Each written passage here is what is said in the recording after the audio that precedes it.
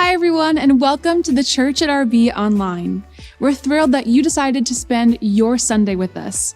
If it's your first time watching, we'd love to get to know you and help you get connected here at the church. Text Hey Neighbor to 97000 and we will reach out to you. In just a few minutes, we'll join Pastor Jared live in the worship center for an amazing message. But first, let's all worship together. So stand up wherever you are, open your hands, open your hearts, and sing with us.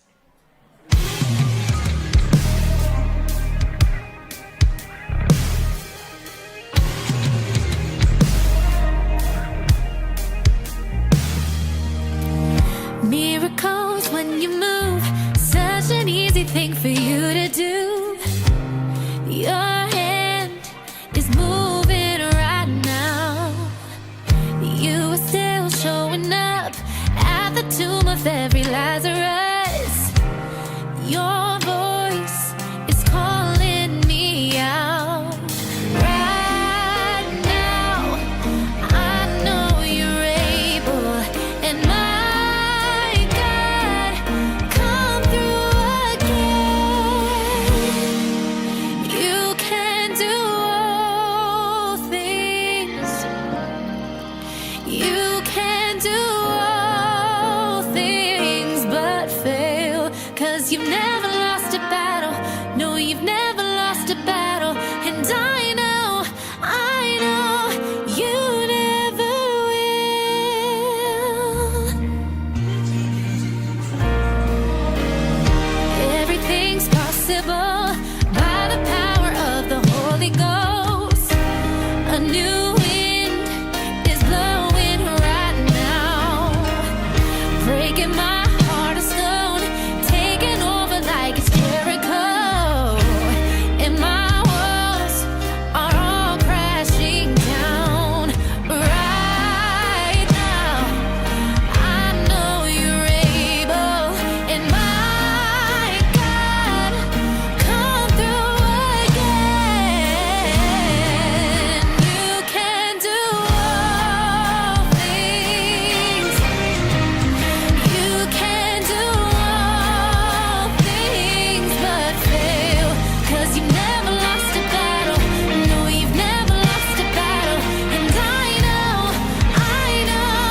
you never will. You can do all things. You can do all things but fail. 'Cause you've never lost a battle. No, you've never lost a battle. And I know you never will. You never lost a battle. You never lost a battle. You never lost a battle. You never will. You never lost a battle. You never lost a battle. You never lost a battle. Never, never.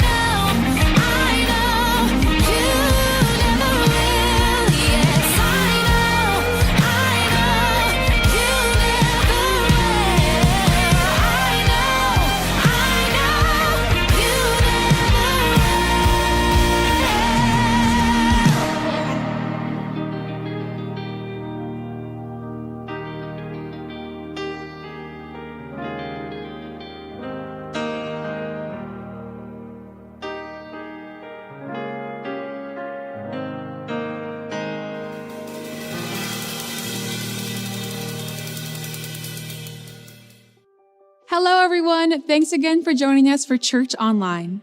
As summer approaches, we want to help you find ways to grow in your faith. First, we're excited to share that our new summer series begins next week. Pastor Jared will be joined by some fantastic speakers and pastors from around the country, including our first speaker, NFL linebacker, author, and humanitarian Sam Acho, who has an awesome story and a great message to share with us. So don't miss out. Are you interested in developing a better understanding of the Bible? Expand your biblical knowledge through our online in-depth Bible study, Good Book. Right now is the perfect time to jump in, as Dr. Mark Strauss and Pastor Ken Ingold just kicked off a new series on comparative world religions. New episodes premiere every Friday on our website. One more way you can grow is by strengthening your communication skills. We've got an amazing web series with Mike Foster called Say It Stronger. And if you've got 6 minutes every week, just 6 minutes, Mike's going to help you become a better, more courageous communicator. I know for me personally, I found Say It Stronger incredibly useful. We hope it will be the same for you. Finally, save the date because our next Good Neighbor Day is coming up on June 26th. It'll be here before we know it, so make sure you go to our website now to find a project that's right for you. And let's get to work serving and loving our neighborhoods. I'd like to thank each of you who give generously as we aim to meet the needs of our community. Giving is a personal act of worship that deepens our trust and relationship with God. If you're ready to take the next step in your relationship with Him, you can give to His church, give to His mission, and watch what happens and how He grows you and turns those resources into good stories through the church at RB. If you're in a position to give, we invite you to visit crb.gives to give today. In just a moment, we'll be back in the worship center for today's message from Pastor Jared. Enjoy!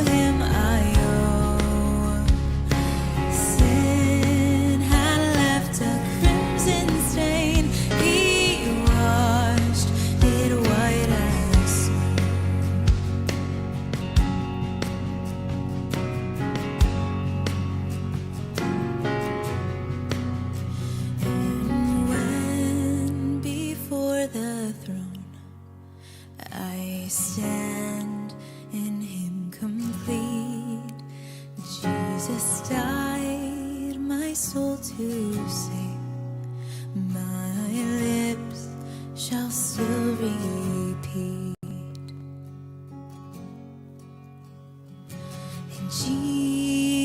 paid it all to Him I owe. Sin had left a crimson stain, He washed it white as snow.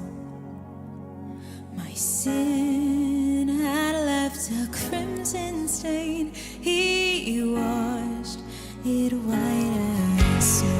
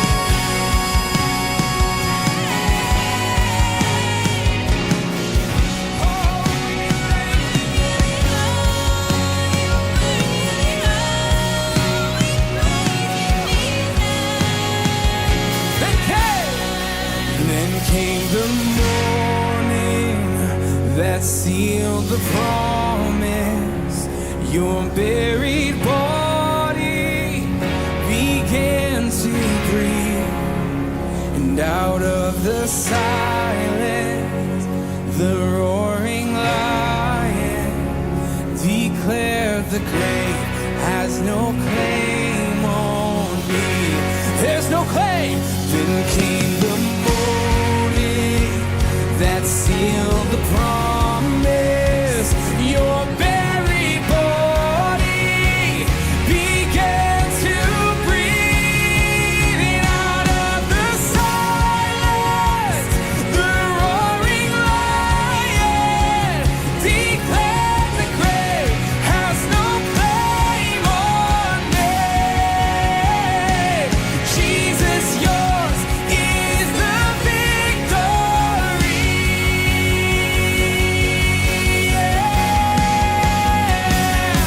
Hallelujah. Praise the one who set me free. Hallelujah. Death has lost its grip on me. You have broken.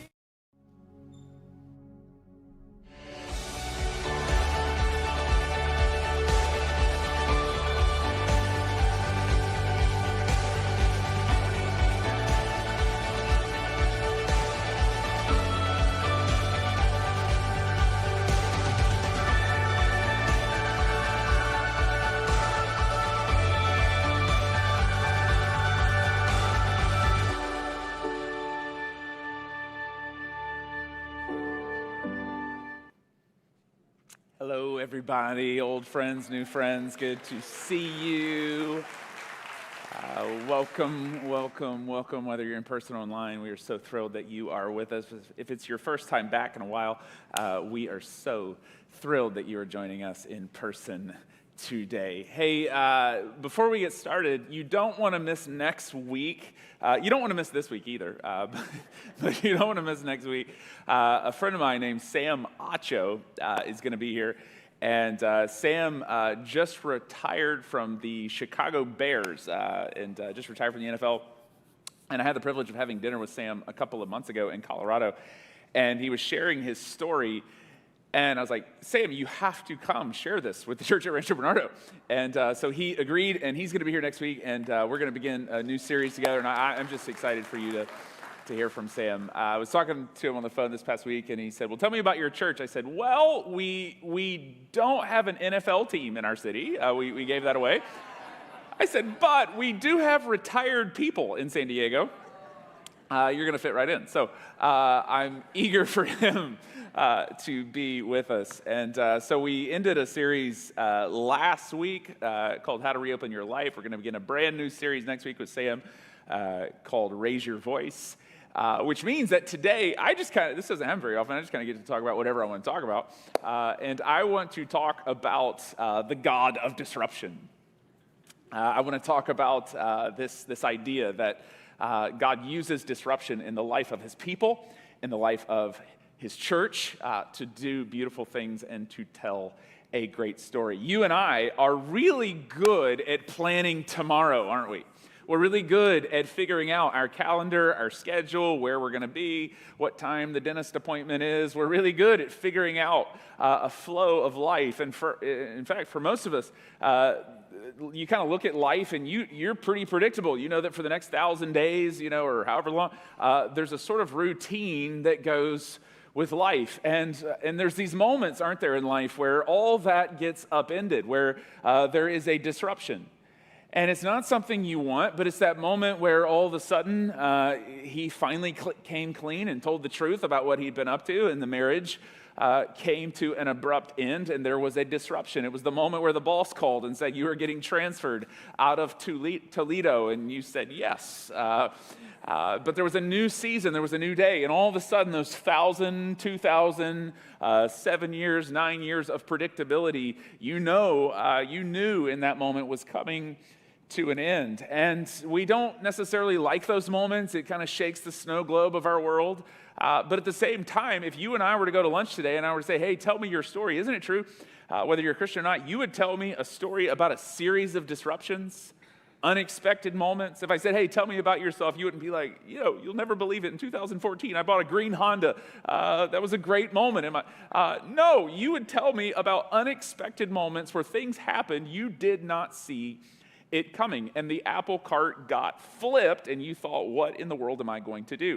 And it's in those disruptions that I just believe this is true. The best stories get told, and God does his best work. And what do you do when the tomorrow you were planning on is not there? Perhaps you are in that moment right now in life as you kind of look at the next year, maybe in terms of job, maybe in terms of marriage. You're just on some shaky ground, and you're going, the tomorrows that I had planned on, it's just not there because there has been a disruption, certainly nationally, over the last 16 months, however long we have experienced this nationally, where there has been a disruption. And I just believe God does his best work in disruption, and the best stories get told because of disruptions that we experience. Now, everything I know about this, I actually learned from Will Ferrell movies. A couple of weeks ago, my two oldest boys ended their soccer season, and the soccer coach for my oldest son, Dane, said to him, I got an assignment for you. You are supposed to go home and watch the 2005 cult classic Kicking and Screaming, where Will Ferrell plays a soccer coach. And my 9-year-old said, do you mean the guy from Elf? And the coach said, yes, go watch the movie. And so we watched Kicking and Screaming. I don't know if you remember this movie. I think it won an Oscar. And Will Ferrell, every premise of every Will Ferrell movie is essentially the same. He plays an average guy going through an average existence, and then all of a sudden there is a disruption. In Kicking and Screaming, he plays a vitamin salesman named Phil Weston, who has issues with his father, Buck Weston, played by James Caan, and his son, Will Ferrell's son, Sam, is coached on a soccer team by his father, who he does not like. And there's this great conversation, and I just want to read this because it moved me so deeply in my soul. Phil, this is Will Ferrell's character. He goes and sits down with his father. He says, Dad, I wanted to talk to you about Sam, his son. Buck, the father, says, Sammy's a good boy. Phil says, yeah. Well, he hasn't been playing much lately, Dad, and I don't know if. And Buck says, well, stop right there. I agree with you. I've got some good news. He's going to get a lot more playing time now. And Phil says, Dad, thanks. That's exactly what I wanted to hear. And Buck said, I traded him to the Tigers. And Phil said, you traded your own grandson? And Buck says, well, I didn't actually get anything for him. Disruption. And then if you know the film, Will Ferrell meets Mike Ditka and hilarity ensues. Disruption is the beginning of a great story. Then there is, of course, the 2003 classic, I believe won several Academy Awards, called Old School. And in it, he plays a guy named Frank. And you probably have rehearsed this speech at some point in your life. And Frank is selling speakers at Speaker City. And he's just gotten married. And he is a man in desperate need of a disruption. And this is the conversation he has at a party right before he meets Snoop Dogg. And this is what he says. Someone asks him if he wants to party with him, and he says, well, I can't. And he says, besides, this is Frank, who later becomes Frank the Tank. Besides, I've got a big day tomorrow. But you guys have a great time. And the party goes, says, a big day doing what? And Frank says, well, actually, pretty nice little Saturday. We're going to Home Depot, buy some wallpaper, maybe get some flooring, stuff like that, maybe Bed Bath & Beyond. I don't know if we'll have enough time. This is a man who's bored and is in desperate need of a disruption. That is in no way an endorsement of that particular film, by the way. This is a man who is about to experience the beginning of a brand new story. If you have a Bible, turn with me to Ezekiel chapter 47. I don't know if in the history of preaching there has ever been a Will Ferrell to Ezekiel leap, but that's why I love you, 10 o'clock. You're going to take this journey with me. Ezekiel chapter 47, the people of God have experienced a disruption. We actually looked at this over the course of the last 6 weeks in our series. They're dragged off to captivity in Babylon. And all of a sudden, the tomorrows they were planning on are not there anymore. For 1,000 years, they had a homeland, 900 years to be specific, they had a homeland. They had a temple for 400 of those 900 years. There was a predictability to life in Jerusalem. And we looked at the story. Nebuchadnezzar in the year 586 knocks the temple down, captures the people, drags them off. And all of a sudden, there is a disruption. The tomorrows they were planning on for 900 years, the predictability, it's gone. And they're now in this moment. And there is a temptation, isn't there, to think when there is a disruption that your best days are behind you. That whatever you have lost relationally, whatever you have lost vocationally, that the best is in the rear view mirror. And for the people of God, they viewed, like we often do, the disruption is a disqualification. That God is done with me, God is done with us, and that this is all coming to an end. And this prophet named Ezekiel, who has as well been dragged off to Babylon, he is in the middle of this saga with the people of God. They're there for 70 years. And on the 25th anniversary of him being in captivity, Ezekiel delivers this great prophecy from God on what he sees the future to be. And he essentially says, look, Israel, I know our temple is in ruin. I know that there has been a disruption. But this is the beginning of a beautiful story. God is actually up to something and doing something. And here's the focus of what we're going to look at today. The disruption forces a depth for the people of God, and the disruption forces a passion from the people of God that would not have happened had Babylon not disrupted their very way of life. Ezekiel has this prophecy. And he says, look, Israel, I want you to see what I see about our future. And so this man visits him through a vision, and this is the prophecy he has about the temple, which currently is lying in ruins thousands of miles away. And he says this man, he brought me, Ezekiel chapter 47, verse 1, then this man brought me back to the door of the house. And so he's talking about the temple, and he says, and behold, water was flowing from under the threshold of the house or the temple towards the east. For the house faced the east, and the water was flowing from down under, from the right side of the house, from the south of the altar. And so what you have is this river that is getting deeper and wider. If you grew up in church, there's a song to go along with this particular passage, deep and wide, deep and wide. There's a fountain flowing. Only like 4 people. It was not a trick. Yes, the real Christians. We'll finish the song at the end of the sermon. Okay, it says this river is getting deeper, it's getting wider. He brought me out by the way of the north gate and led me around the outside of the outer gate by the way facing the east. And behold, water was spurting out from the south side. And the man went eastward with a measuring line in his hand. He measured off 1,000 cubits and led me through water that was ankle deep. He measures off another 1,000 cubits, so this is doubled in its width. And he led me through water that was now knee deep. He measured off another 1,000 and led me through water that was up to my waist. He measured off another 1,000, but now it was a river that I could not cross because the water had risen and was deep enough to swim in, a river that no one could cross. He asked me, son of man, do you see this? And what Ezekiel sees and prophesies to the people is that God is going to use this disruption to widen our influence and deepen our calling and deepen us as the people of God. He's going to use this to do something incredible. Now, what's shocking about this for Ezekiel, or certainly for the people, is that there's no river in Jerusalem. You know this, most great cities are built on a body of water. Chicago is built on Lake Michigan. New York is built there because of the Hudson River. San Diego is obviously here because of Lake Poway.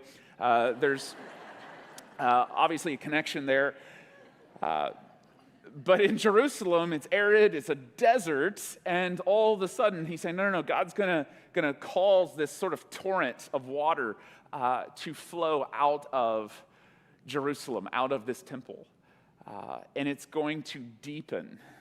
It's going to deepen. Now, in the Old Testament, the temple is the place where God resides. It's the place where heaven meets earth. In the New Testament, you are the temple. You are the place where heaven meets earth. But the principle is the same. where disruption causes a depth for the people of God, it widens and expands their influence. I believe the same thing is true for us as the people of God. When we experience a disruption as a church, when we experience a disruption as Christ followers, it deepens who we are. And my prayer for you, my prayer for our church, is that somehow God has used the last 16 months. God would look at our future as a church. God would look at your future as a Christ follower. And you would be a deeper kind of person because of what you have gone through. That new rivers, new tributaries, new places have been carved out in your spirit. And you're a deeply formed kind of person. You're becoming deeply formed more and more because of what you've gone through. The shallow things are behind you, that you pursue the depths of God. You want to plunge into the mysteries of God. You want to know God in a deeper way because of disruption in your life. And I believe that's possible. I believe it's possible in terms of relationships. My prayer for you, my prayer for our church is that somehow the shakeup, and it could be for you right now just personally, maybe you're relationally, vocationally, there is some kind of disruption. But isn't it true? It forces a deeper kind of connection to other people. 16 months ago, you asked somebody how they were doing. They were probably going to lie to you and say, well, we're fantastic. Have you noticed how honest people have been in the last 16 months? If you ask somebody, how are you doing, you better be prepared for 30 minutes.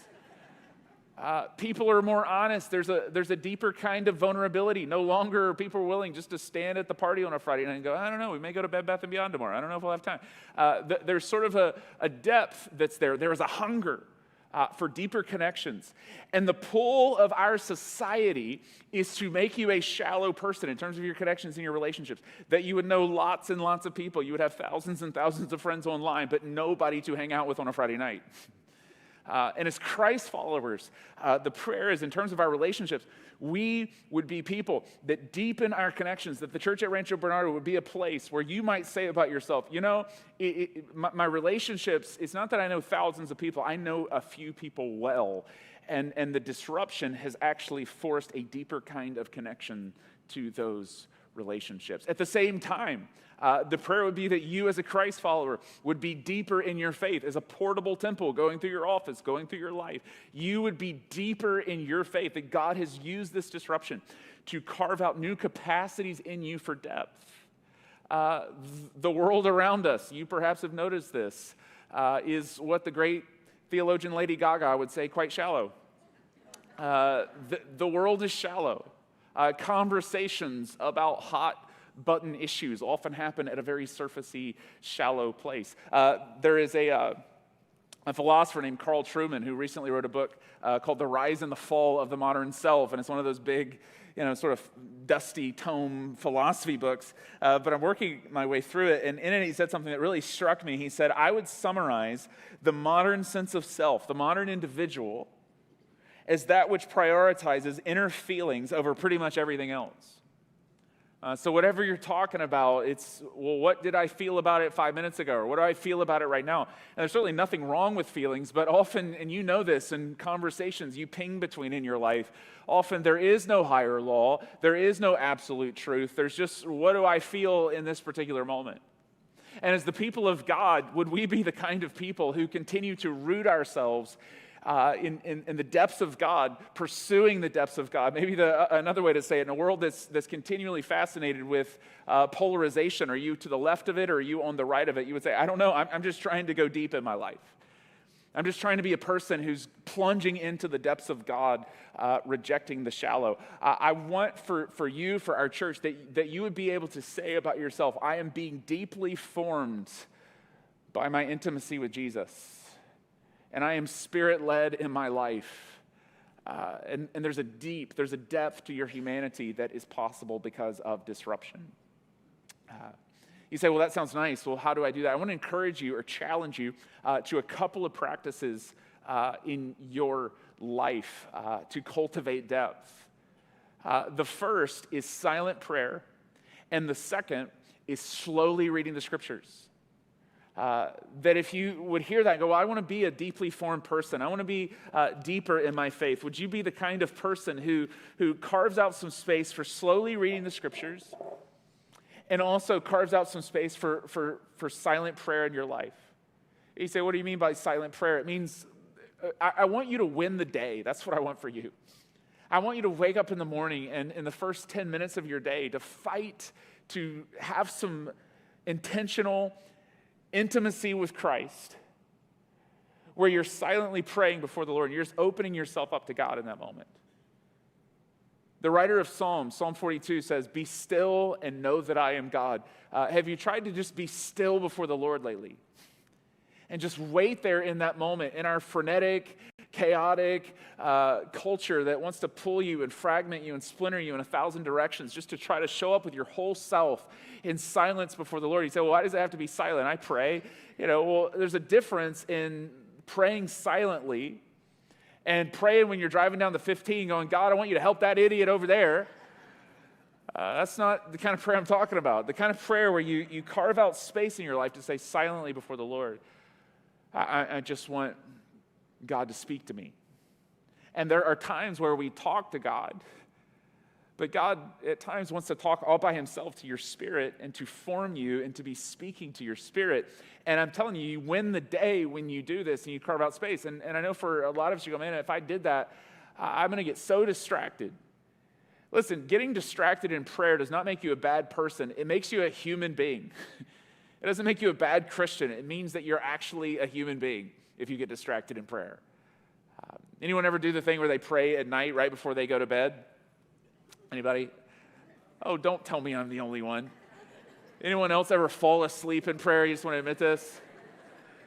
Okay, you're bad Christians. I do this all the time. You ever wonder what that's like if you're God? You're like, God, thank you so much for today. It was awesome. Just a good day. So great to just be alive in the... and God's like, come on, am I going to have to wait till morning to finish this? What's going on? When you do it in the morning, I'm telling you, your mind's a little more present, and you show up, and yeah, you're going to get distracted, but you're also fighting for depth in that moment. And you're saying, Spirit, speak to me, form me as I go throughout my day. And the great theologian Thomas Keating, that's a real one, by the way, he said this, I love this quote. He said, if your mind gets distracted 10,000 times in 20 minutes of prayer, it's 10,000 opportunities to return to God. It's 10,000 moments in that 20-minute span where you can just keep returning to the Lord, saying, God, just deepen me. It's 10,000 invitations that you're giving to the creator of the world to step into your morning. On the other side of that, to carve out space for slowly reading the scriptures. You say, what do you mean by slowly reading the scriptures? Well, I have a tendency to read the Bible like I do everything else in my life. It's fast. I just got to get through it. Let's accomplish it. Produce. And that's not how the scriptures invite us to show up to read them. And the writer of Psalm 1 says, meditate on the word of the Lord day and night. And that word meditate, it invites a slow rhythm. It's not just check it off the list and say, well, I did that, Philippians 1, done.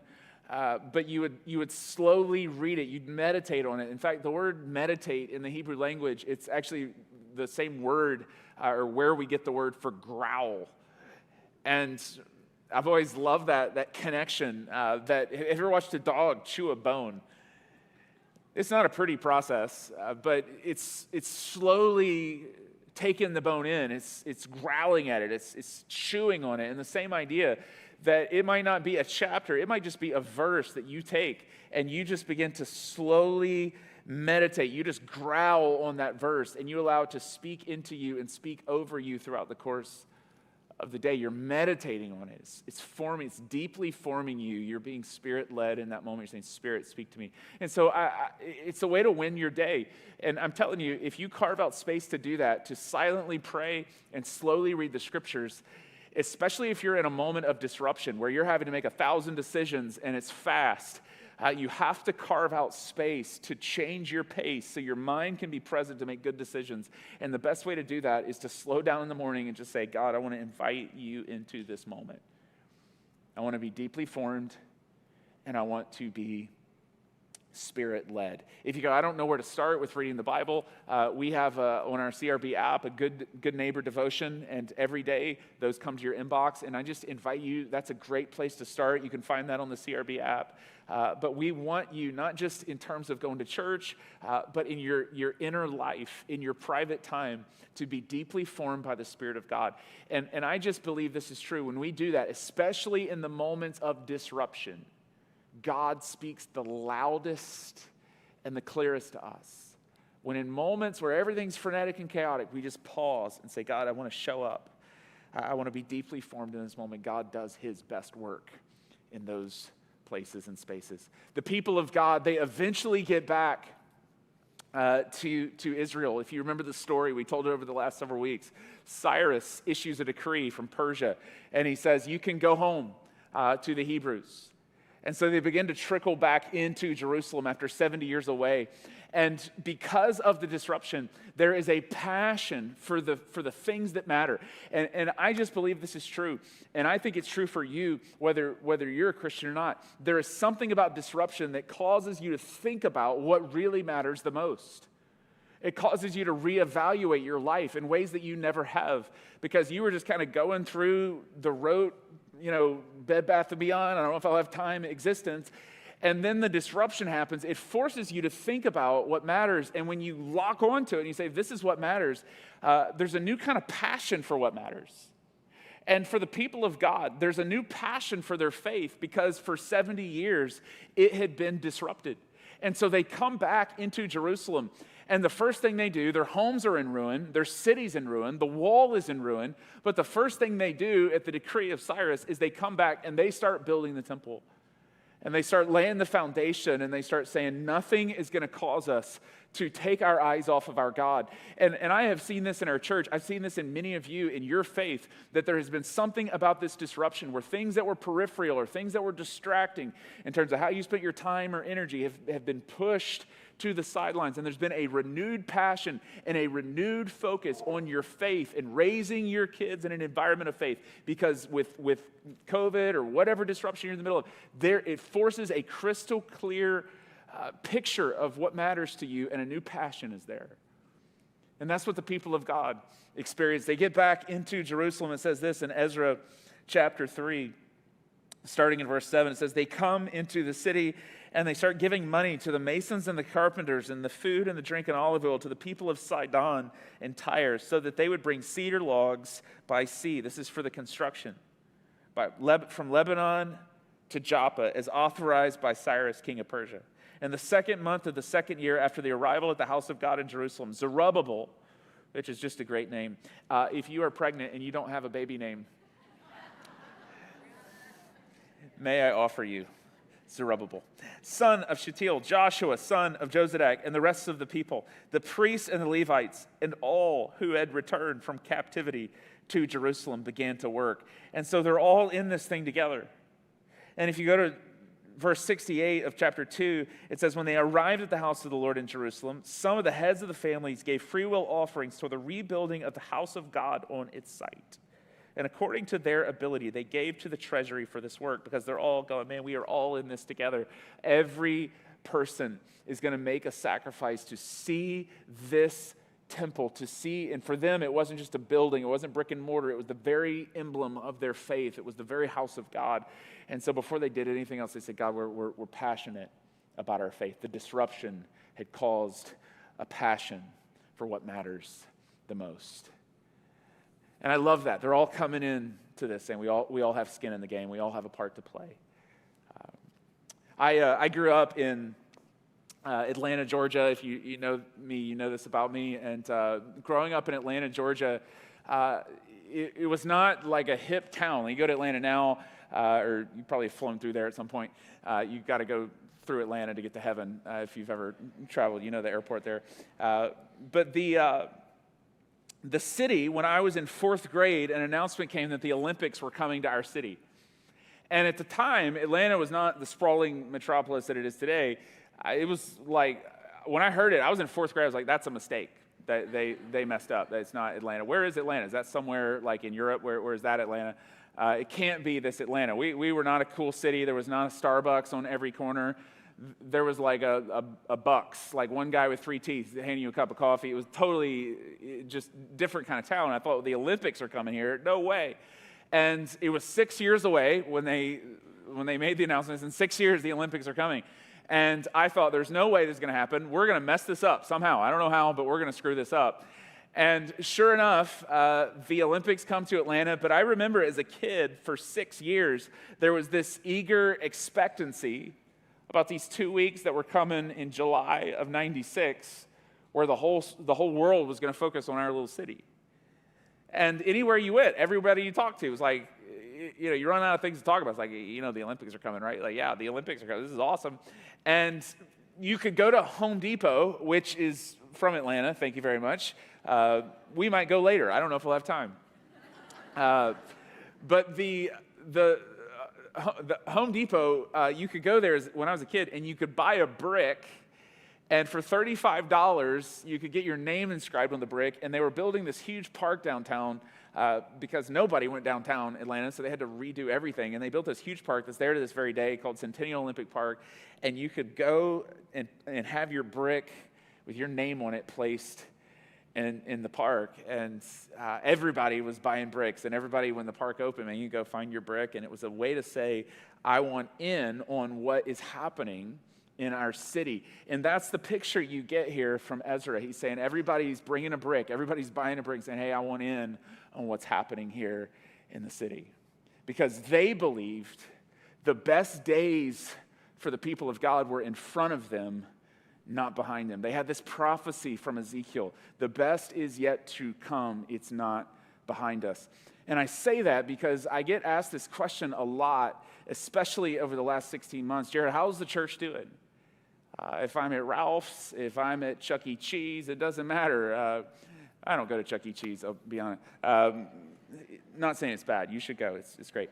I might go later. I don't know if I'll have time. The question I get all the time is, how's the church doing? And I believe the best days of the church at Rancho Bernardo are in front of it and not behind it. And I believe there's a new passion and a depth in the people of the church at Rancho Bernardo that was not there before because of the disruption that we've experienced. And what does church look like going forward?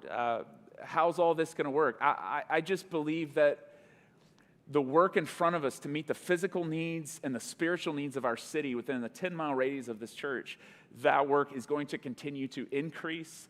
The workers are few, but the harvest is plenty. And I want to just take a moment, because I get to ask that question a lot, just to give you some updates on the life of our church. And so if you're new with us, this is kind of a family chat. Welcome. But I think it's good for you to hear this. Let me just show you a quick number. From April of 2019 to April of 2020, our church had 52 gatherings. We met every week. We had church. Having church on a Sunday for us, that's kind of the whole business model. And between that span of time, April of 19 to April of 2020, our annual, this is tithes, offerings that you give, bricks that you bring, was $4.3 million, $4,327,000. And so 52 weeks of having church week in and week out, we celebrated that as your elder board.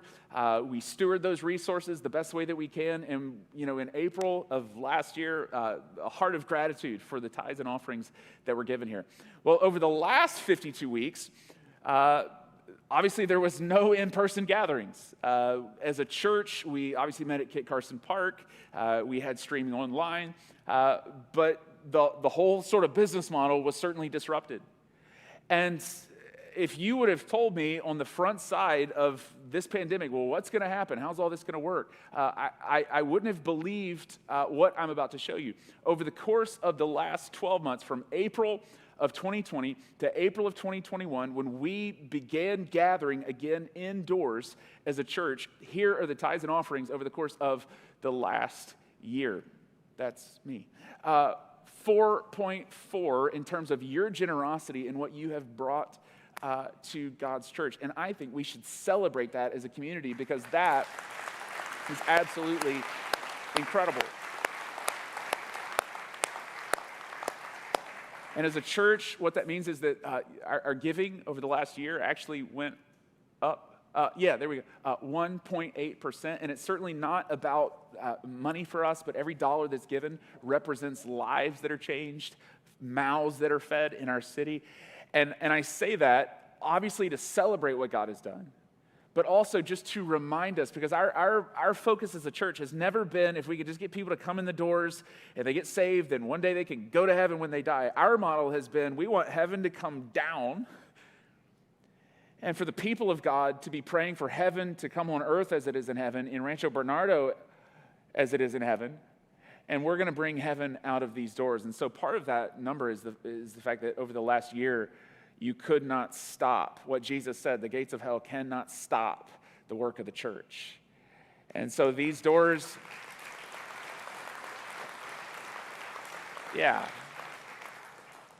these doors don't have to be open on Sunday for the church to proceed forward. And I believe the best days are in front of us. I believe at two levels. One, we're going to continue to be a digital church. This is maybe surprising when we have this many people in the room, but there's more people on a weekend that tune into our gatherings online than actually come in person. And so if you're watching online, welcome. You're more than welcome to join us at any time. We'd love to have you here. But I just believe this is true. In the analog experience of the gathering of God's people in the brick and mortar space of this facility, but I also believe as you look at the church, there will be people who come to Christ through the work of the church at Rancho Bernardo who never step foot on the campus of the church at Rancho Bernardo. And so there will be a digital expression of the church, and there will be an in-person expression of the church that will continue in the days moving forward. Part of the reason I tell you that is because over the next 6 months or so, we're going to invest around $490,000 in a tech package to make the online experience a better experience, the digital expression of our church. And so I say that to say the bricks that you bring, the generosity that you continue to bring to the work of this church is incredible. And I just want to invite you to be a part of it. I want to invite you to see that you're a part of meeting the physical needs and the spiritual needs of our city when you're generous to this place. And there's a passion that's here at this moment, and I want us to seize it. I want us to capitalize on the energy that's here. It says in the scriptures in Ezra, I just want to read this again. It says they came and they gave according to their ability. It's according to their ability. There's a lot of ways, and if you've been hanging around church for a while, there's a lot of ways to talk about money. And I don't want to in any way ever be manipulative, say, hey, give $10 and next week you'll have a Lamborghini. It'll be awesome for you. But I do believe in according to their ability. And so maybe for you over the last year, the disruption you experienced was in terms of your job. And there's a big financial strain in your life right now. And I would just encourage you in your private finances to get used to the emotion or get used to the thought of I want instead of the emotion of I owe. If there's a new car or something that you look at, I really want that. Get used to that emotion. Say, I would rather live with I want than to live with I owe. I want is much better than I owe. But on the other side of it, if you're like a lot of people in North County and your job has stayed intact and you're financially blessed, I would just invite you to be a part of the work that God's doing here, because I just believe this is true, that saying I participated in that is better than saying I stood on the sidelines and observed that. I brought bricks into the house. I was a part of the work that God was doing, and generations to come will tell the story of my faithfulness, that I participated in making sure that faith could thrive in the next generation. And it says that after all this, when they have sort of this return, they gather together, old, young, exiles come together, and they come back into this moment. It says, when the builders, Ezra chapter 3, verse 10, laid the foundation of the temple of the Lord, the priests in their vestments and their trumpets, and the Levites, the sons of Asaph, with cymbals, took their places to praise the Lord as prescribed by David, king of Israel. And with praise and thanksgiving, they sang to the Lord, and they said, He is good. His love towards Israel endures forever. And all the people gave a great shout of praise to the Lord, because the foundation which for 70 years had been gone of the house of the Lord was laid. They knew the disruption meant a promise, that a new depth, a new passion, that the best days for the church were in the future and not in the rearview mirror. And I believe that's true for our church as well. And I want everybody in this room to be a part of it. And I believe the future of the church will thrive, not because of the talents of a few, but because of the sacrifices of many, with their time and their energy and their passion, saying, we care about the physical and the spiritual needs of our city, and we're going to open ourselves up for God to use us in powerful ways. And I want you to be a part of that. I want you to be a part of that story. Could you imagine your kids, your grandkids, generations telling a story of the way in which they were impacted by the work of the church at Rancho Bernardo, because you brought a brick, because you came and you poured your life out here and you made sure that the legacy of faith could continue in North County. And I want us as a church to know the best days are in front of it, not in the rear view mirror. Let's pray together this morning, okay?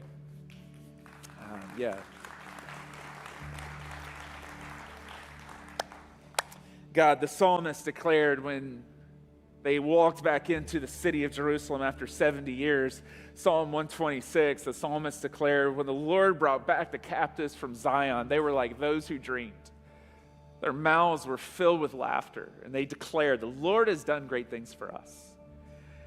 And they declared that with a sense of expectancy, not just for the present, but for the future, to say, God, there's an opportunity for the river of Jesus to flow through us, out through the world. And so, God, in this moment, we say the same thing. Deepen us, widen us, expand us. In our offices, in our homes, would you deepen the river of faith from fathers to sons? Would you deepen the call on a mom's life to stand up in her workplace and declare the goodness of God? Would you deepen the work of this church in this city? Would you widen the influence of this church? God, San Diego does not need bigger churches. San Diego needs deeper followers of Jesus who care about the things that matter and want to be the city on the hill that cannot be hidden, want to be salt and want to be light. And God, would you raise us up for that work? Will the story of this place not be that its best days are in its rearview mirror, but its best days continue to be in front of it, not because of the talents of a few, but because of the sacrifices of many. God, we want to be a part of that story. We want to stand there in that moment when you look us in the eye and say, well done, my good and faithful servant, that we cared about what you cared about, the physical needs, the spiritual needs of those that we came in contact with. God, yes, we want to be good people, but we want to be good neighbors who fill this city up with faith, with hope, and with love. And would you use us as your megaphone in this world to accomplish your purposes? And it's in Jesus' name that we pray. And all of God's children said, amen. Grace and peace.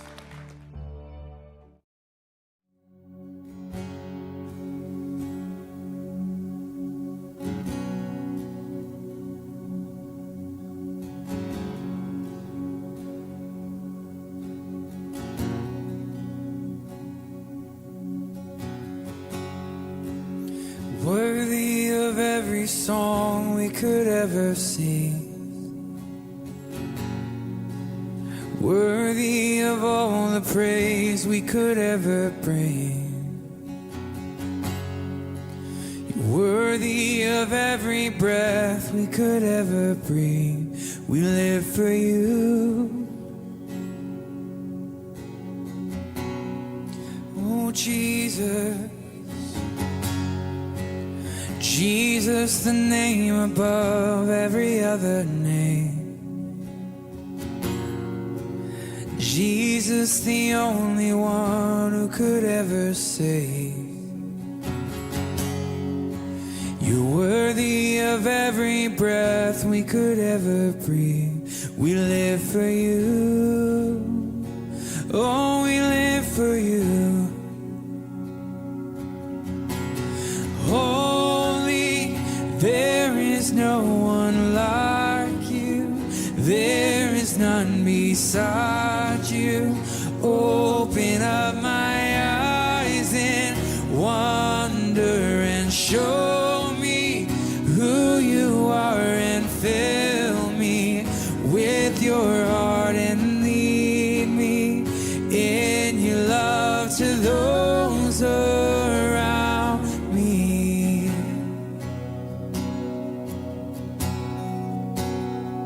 You are worthy, God. You're worthy of every song we could ever sing. Worthy of all the praise we could ever bring.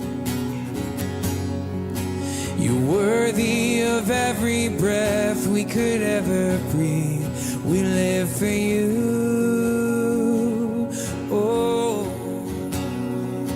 Jesus. Jesus, the name above every other name. Yes, you are. Jesus, the only one who could ever save. You're worthy of every breath we could ever breathe. We live for you. Oh, we live for you. And holy, there is no one like you. There is none beside you. Open up my eyes in wonder and show me who you are, and fill me with your heart and lead me in your love to those around me. I will build my life, and I will build my life upon your love.